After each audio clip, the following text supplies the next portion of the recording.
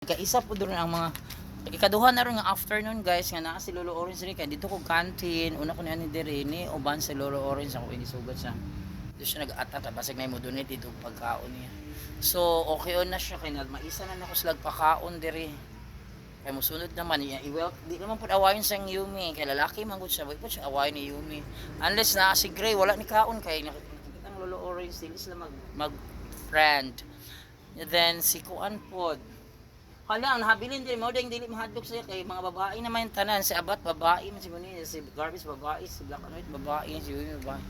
So kung maabot to si Panda grabing kulatay ani. Si Panda o si Gray mo nang si Gray. So nana ra po sila yung sariling mundo na.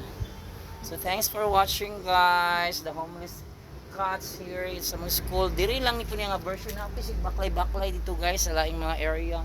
Mga ginapakaon po nila dito siguro na dito or makakaon ka ng tagaan nilang mga sobra inana gwapo po ba yung mga anak guys sana napamanya karong bakasyon hindi na po nila pakaunan na to kaya wala bakasyon naman sana ma-appeal na ko siya karong bakasyon thanks for watching.